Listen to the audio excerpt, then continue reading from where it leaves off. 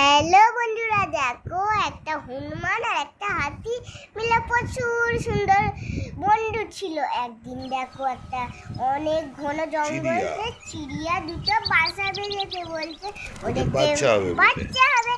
এই যে ওদেরকে এখন খাবার এনে এনে দিচ্ছে, কেন যে ওদের এখন বাচ্চা হবে, ছোট ছোট বাচ্চা হবে, তো ওই জন্যে ওরা খাবার এনে।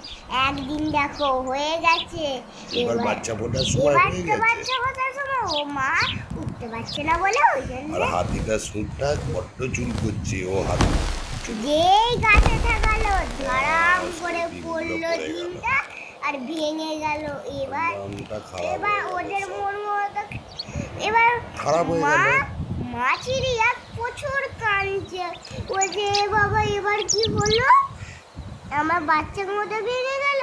এবার একটা ব্যাঙ মাথায় বুদ্ধি খাটালো, কেন যে ওই বদমাশ হাতিকে সাজা দেবে। এই যে হাতি কি করলো দেখো, ওকে কেমন করে সাজাচ্ছে, একটা খুঁড়ো পাখি ওর চোখটাকে অন্য এবার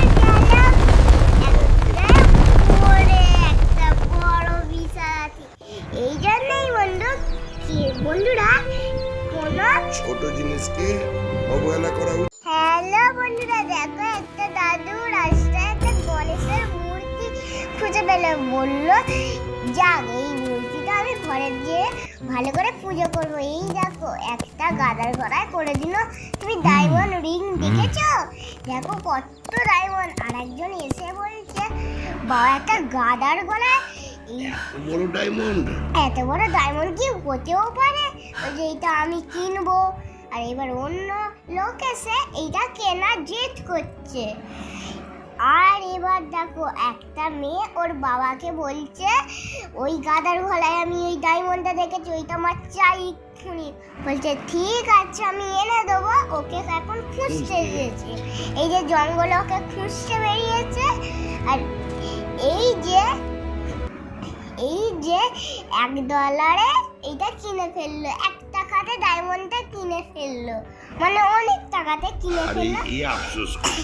এবার আফসোস করছে আমি কিনতে পারলাম না $1 কম দাম দিচ্ছিলাম বলে।